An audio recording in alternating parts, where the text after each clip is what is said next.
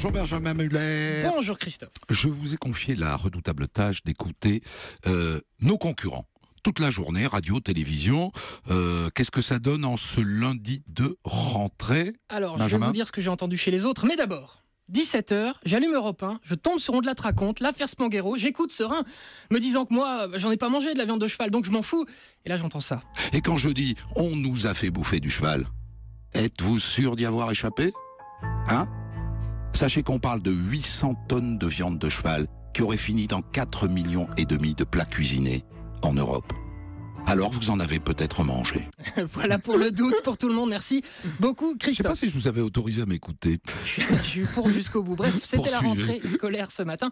Et je voudrais qu'on ait ensemble tous une pensée pour ces parents frustrés qui n'ont pas pu emmener leurs enfants à l'école à cause de leur boulot. Un exemple parmi d'autres, Gérard Collomb, ministre de l'Intérieur, c'était ce matin sur Public Sénat. Moi, je voudrais faire un petit clin d'œil à mes filles qui ont 13 ans et 9 ans, qui font la rentrée scolaire aujourd'hui et qui m'avaient dit « Comment papa, tu ne vas pas être avec nous ?»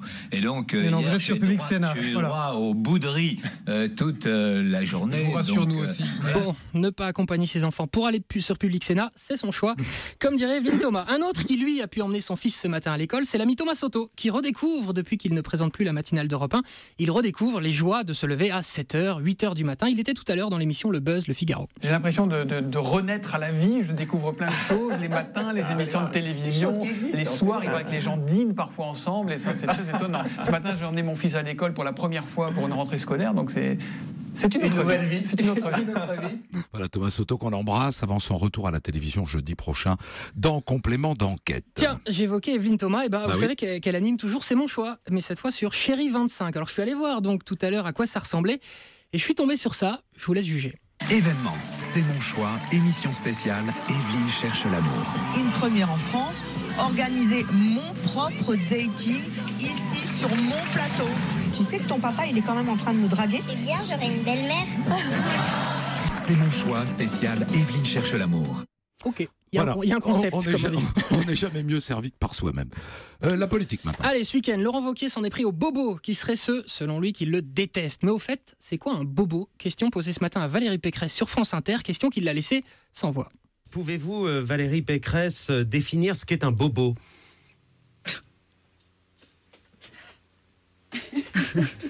Je ne suis pas sociologue. Merci Valérie Pécresse. Son camarade Éric Ciotti était lui bien plus loquace sur BFM TV au moment de parler d'Emmanuel Macron et de son parti En Marche, quitte à faire une petite comparaison tout en nuances comme on les aime. Regardez ce qui s'est passé en marche, vote par Internet, où chacun pouvait voter 10 à 20 fois, désignation, verrouillage des statuts, on dirait la Corée du Nord. En Marche égale Corée du Nord. Vous savez que Kim Jong-un a appelé Ciotti pour lui expliquer qu'il n'était pas flatté par cette comparaison. Autre figure LR, Nadine Morano, elle sur France Info ce matin, a eu un petit mot doux pour le président Macron quand on lui a demandé ce qui avait changé par rapport à l'ère Hollande. On nous dit, voilà, ça donne une meilleure image à la France. Alors c'est vrai, d'un point de vue esthétique, ça donne une meilleure image à la France. C'est mignon, non? Je trouve ça très mignon. Ça. Je ne dis pas ce qui se serait passé si un homme avait dit cela sur une Oh là femme, là là là quelle là qu'elle là. soit. Mais Et justement, donc je me lève au nom des hommes pour cesser de nous considérer comme des hommes objets. C'est déjà arrivé. Madame Morano. eh ben, cet extrait, il m'en a rappelé un autre que j'ai écouté tout à l'heure sur France Culture. Le fait de le voir avec cette blonde, ouais, ça me dérange. Au début, je disais rien parce que oui, ça ne me dérangeait pas. Et au final, plus je les vois ensemble, plus ça m'embête. C'était peut-être pas France C'est pas Culture. France en fait. Culture, hein. Je crois que- Comme ça à l'oreille. A priori, c'était Énergie 12, je confonds Ah. tout le temps les deux, vous m'en voudrez pas.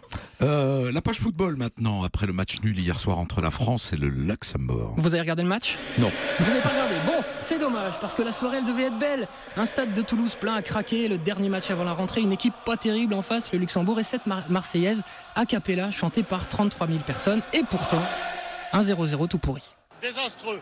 Ils savent jouer que les gros matchs et les petits, ils savent pas les jouer. Et ouais, on aurait pu faire beaucoup mieux là. Ça fait mal quand même. 0-0, c'est dur. Ça fait mal, dit ce supporter. Oui, ça fait mal, c'est sans doute ce que se sont dit Vous également. mettez à imiter les accents du Sud, vous aussi. Oui, surtout qu'avec vous, je suis mal barré. C'est sans doute ce que se sont dit nos commentateurs sur Europe 1, Simon Rubin et Cyril de la Morinerie. Mettez-vous à leur place. Hier matin, ils prennent l'avion, ils vont à Toulouse, ils s'installent aux commentaires, se disent qu'ils vont voir plein de buts, que ça va être génial. Et malheureusement, ces buts ne viendront jamais. Une soirée frustrante. Ayons donc tous une pensée pour eux. De nouveau Mbappé à l'entrée de la surface de réparation côté droit. Il élimine un joueur, 2 joueurs, 3 joueurs. Ah, il est bloqué. S'il arrive à la donner, la frappe au-dessus du but. Qui va pouvoir servir les mains. La frappe qui est contrée. Kylian Mbappé, gauche droite, la frappe. Côté gauche avec le centre enchaîné. Le ballon qui échappe au défenseur. Allez Griezmann. La transversale. Le transversale de Griezmann. Ouais, toute la soirée, c'est coitus interruptus, quoi, en fait. Il a pété un câble. Exactement, le pauvre Cyril de la Morinerie. Je te rassure, mon Cyril, t'es pas le seul à ne rien avoir vu venir. Je vous propose qu'on réécoute ensemble, ça c'est très fourbe, les pronostics que faisaient les pros, ceux qui savent, eux, avant le match. Parce que ceux-là sont courageux. Du coup, je suis allé réécouter ce qu'on disait sur la chaîne L'Équipe. Ils ont joué au jeu du prono avant le match, donc, raté.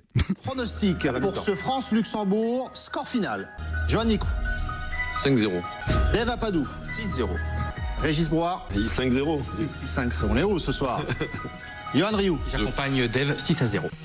Eh ben non, messieurs, vous êtes gourés. Isabelle Millet, elle avait le score. Elle avait le score 0-0. Vous aviez parié sur un 0-0. Elle est extraordinaire, Isabelle Millet. Merci Benjamin Muller. À demain.